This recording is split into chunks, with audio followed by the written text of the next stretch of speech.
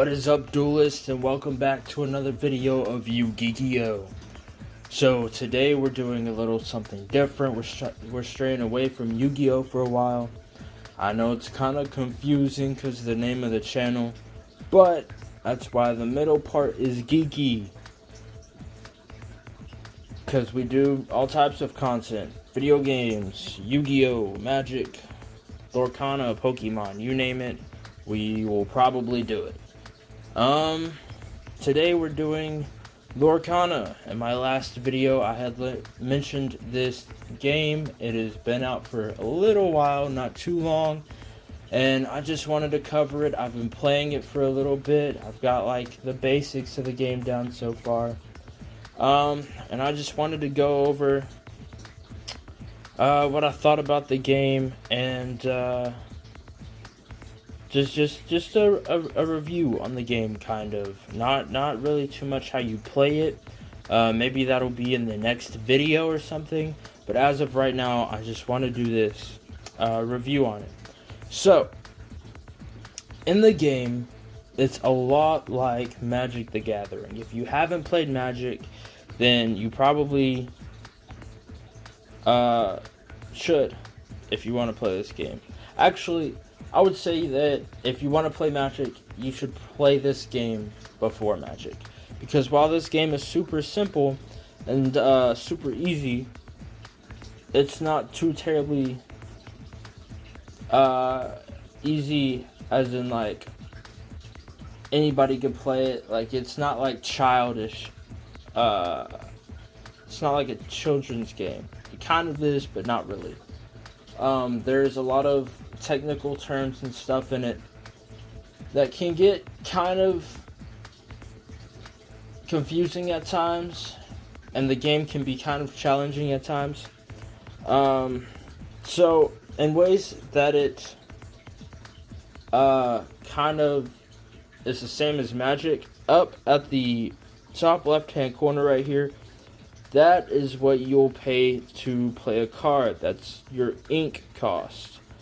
And the way you get ink is if it has a circle down here.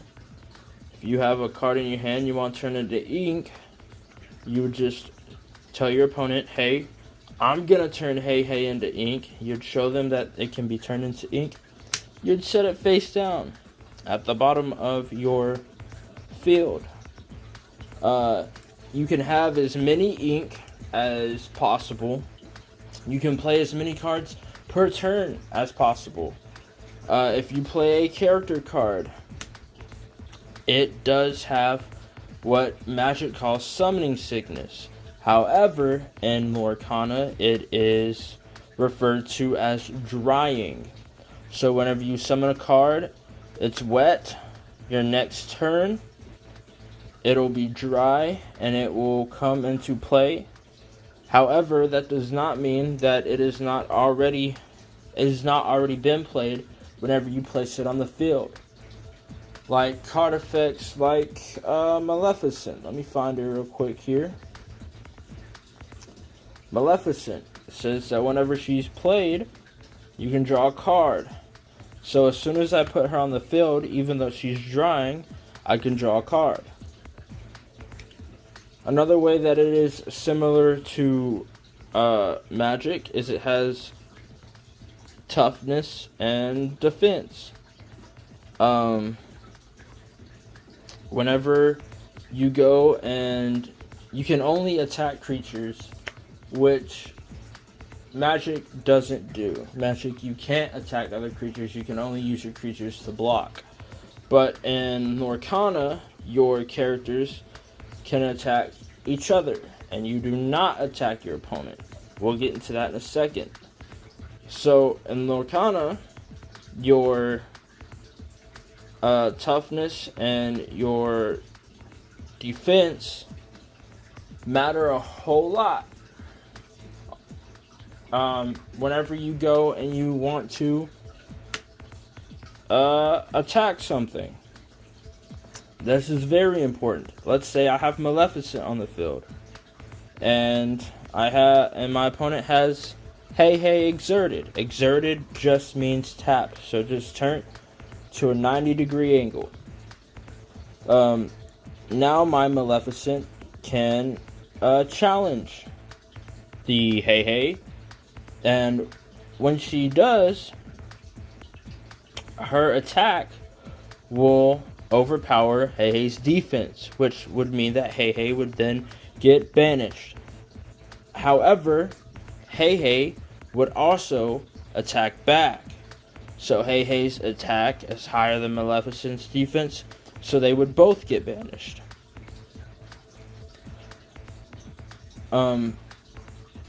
If they're both not exerted, so if Hei hasn't been tapped, he hasn't quested, he hasn't challenged, he hasn't had to be exerted for some reason, Maleficent cannot attack him. However, that does not mean that she's useless.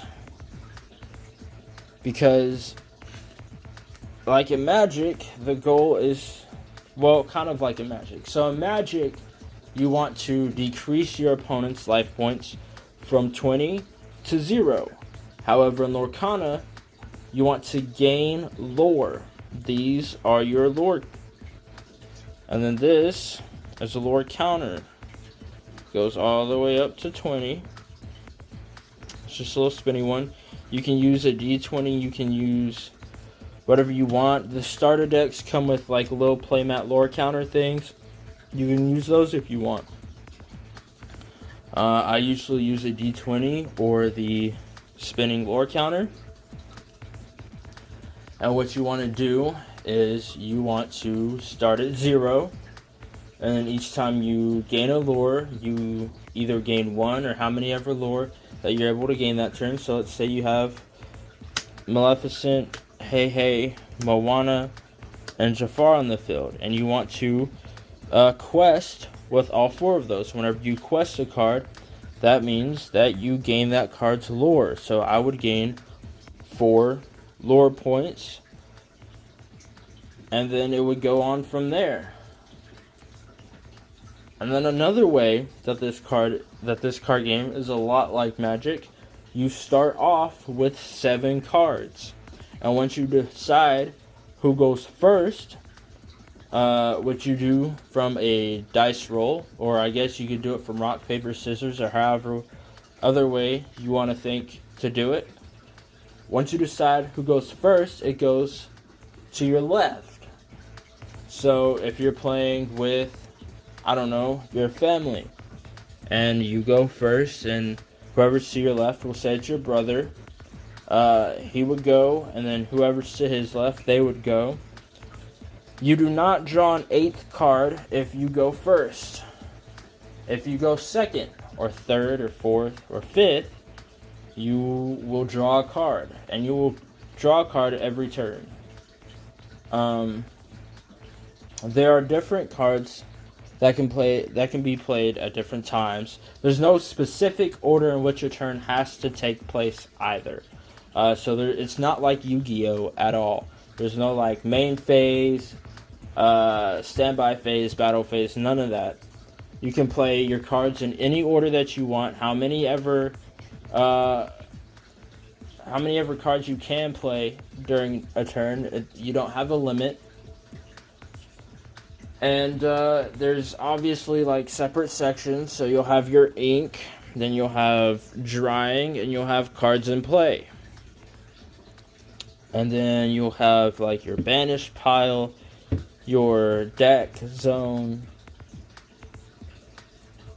There's always you don't have to have it set up exactly like that. It's just like any other card game. It's just the recommended setup to have. And then there's one other way.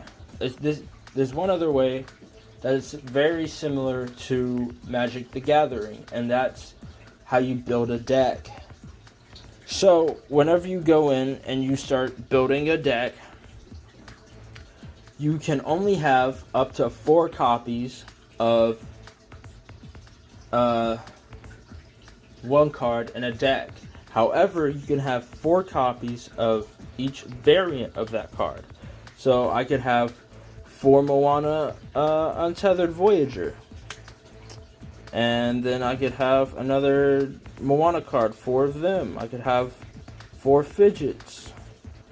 I could have 4 Li Shang, the Valorous General. But then I could also have, let's see.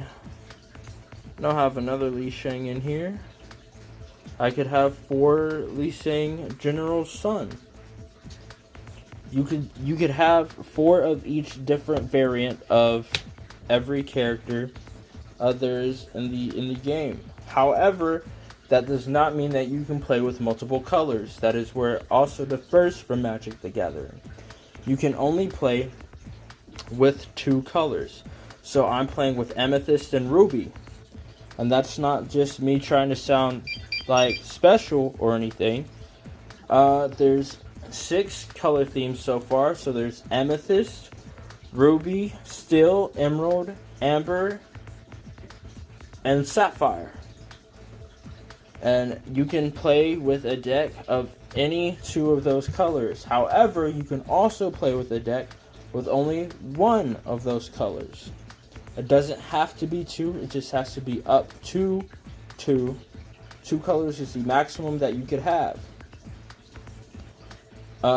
Just like in Magic, when it comes to deck building, you can have as many cards as you want in a deck, really.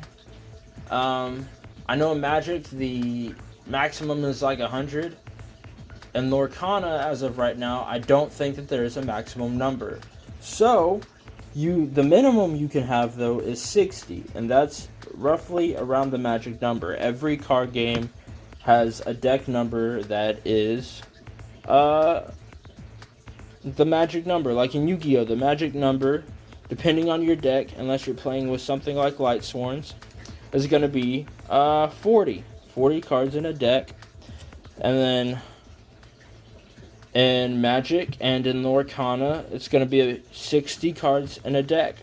And for those of you that have played Magic before, to answer your question that I'm sure you're thinking of, about the Magic Arc, where you place all your high-level cards and all your low-level cards in a line, and you try to make an arc with it. Yes, that arc still works. You can still use that arc to build a pretty decent deck. However, it does work a little differently, considering that you do not have separate cards to play as land or cost. Whereas in Magic, you have separate cards called land. As I said before, your cards, as long as they have this circle right here over their ink cost, they can be turned into ink. So you want to have a lot of different. You want to have a lot of cards that can be turned into ink. So that way the deck is more versatile. And there's all types of different cards in the deck. There's character cards, there's song cards, there are items, all kinds of different cards in the deck, and then they all have their own separate categories.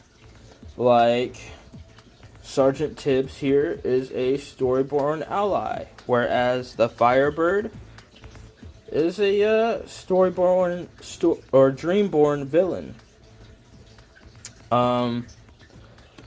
And then each card obviously has its own different cost, and some cards are vanilla like the Firebird and Tibbs. However, there are cards with effects like Shield of Virtue. It's an item. Some items are banished whenever they're played, but other items stay on the field. Shield of Virtue stays on the field. And then like Hey has Mindless Wandering. So once per turn, when this character moves to a location, each opponent loses 1 lore. So all of your opponents, everybody would lose 1 lore except for yourself. And then you could also quest with Hey that turn, and you gain a lore. And there are also action cards. Like He's Got a Sword, where chosen character gets +2 this turn. And then each action card has a different effect as well.